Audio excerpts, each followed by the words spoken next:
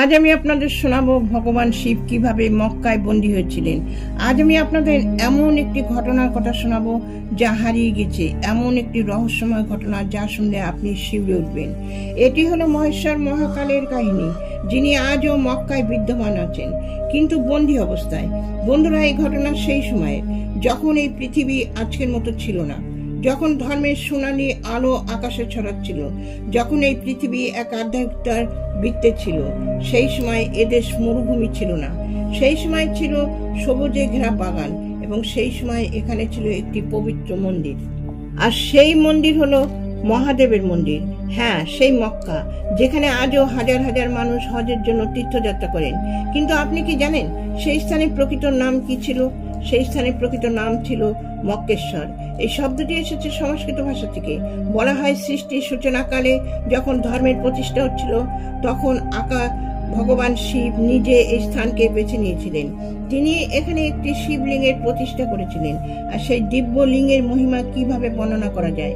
সেই লিঙ্গ ছিল সাদা রঙের, যা নিচ থেকে আলোকিত হতো। রাতের বেলায় মনে হতো যেন আকাশের চাঁদ মর্তে নেমে এসেছে, আর সেই আলোতেই মক্কেশ্বর নগরী জল জল করত।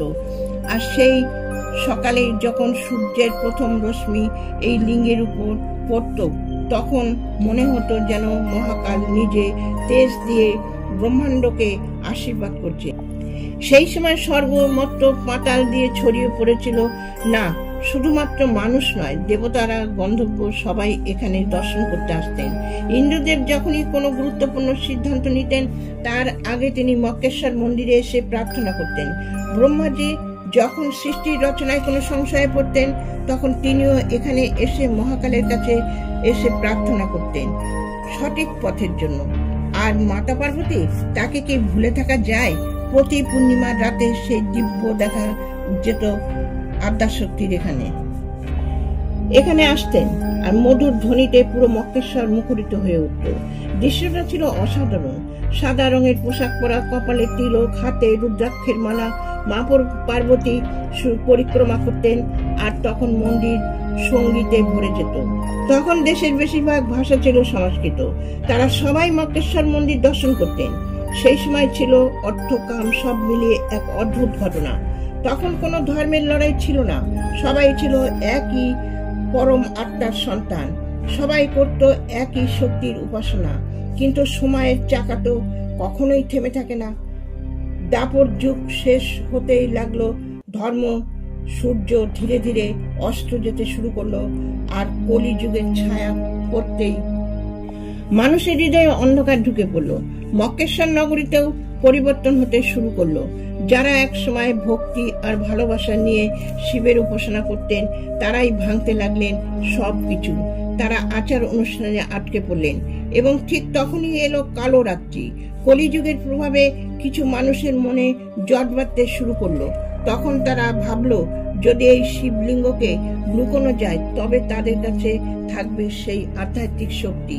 কিন্তু তারা কি জানতো না যে মহাকালকে বন্দী করা যায় না? তারা কি ভুলে গিয়েছিল যে শিব তো সর্বব্যাপী? যারা স্বার্থপর মানুষ, তারাই ষড়যন্ত্র করেছিল। তারা চুপি চুপি মন্দিরে প্রবেশ করে, আর তাদের হাতে ছিল বড় বড় পাথর। আর সেই পবিত্র শিবলিঙ্গের চারপাশে এক ঘর তৈরি করতে শুরু করে। যখন প্রথম পাথরটি শিবলিঙ্গের সামনে রাখা হয়, তখন পুরো পৃথিবী কেঁপে ওঠে। দ্বিতীয় পাথর রাখতেই আকাশে বজ্রধ্বনি হয়। তৃতীয় পাথর রাখার পর দেবতাদের চোখ থেকে অশ্রু ঝরে, আর তা বৃষ্টির রূপ নিয়ে নেমে আসে। কিন্তু সেই অবদগ্ধ মানুষগুলি কিছুই বুঝলো না। তারা ভাবলো এগুলো হয়তো স্বাভাবিক ঘটনা, তাই তারা নিজেদের কাজ করে চলল।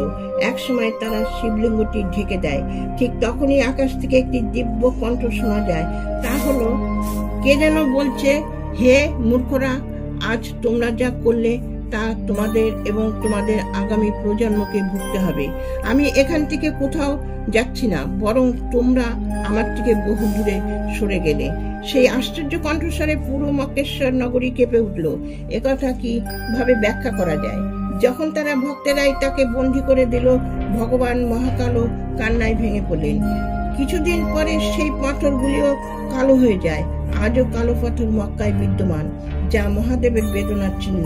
তিনি বুঝে গেলেন এই সবই কলিযুগের প্রভাব। তাই তিনি দয়া দেখালেন। তিনি ভাবলেন অজ্ঞতার কারণেই তারা এই কাজ করলো। তিনি ভাবলেন আমি যদি এখান থেকে চলে যাই তাহলে তো এরা অনাথ হয়ে যাবে, বরঞ্চ আমি এখানেই থেকে যাই। আর এই কারণেই ভগবান শিব আজও এখানে বিরাজমান। তিনি বন্দী নন, বরঞ্চ তিনি তার সন্তানদের অপেক্ষায় আছেন। যখন মা পার্বতী শুনলেন যে তার স্বামী বন্দী হয়ে গেছেন, তখন তিনি কান্নায় ভেঙে পড়লেন এবং পার্বতী বললেন, হে নাথ, এ কি হলো? মহাদেব বললেন, হে পার্বতী, দুঃখ করো না, এটা কলিযুগের প্রভাব। আমার ভক্তেরা না জেনে এ কাজ করেছে। আমি এদের উপর রাগ করব না, বরঞ্চ আমি এদের জন্য অপেক্ষা করব। কিন্তু মা পার্বতীর দুঃখ কমল না। মা বললেন, তবে কি আমি আর আপনার দেখা পাবো না? মহাদেব একটু হেসে বললেন, প্রিয়, তুমি প্রতিদিনই আমার দর্শন পাবে, কিন্তু তা প্রকাশ্যে নয়, গোপনে হবে। যখন কেউ মন থেকে আমার নাম স্মরণ করবে, আমি তাকেই দর্শন দেব। সেই দিন থেকেই মা পার্বতী সেখানে আসেন।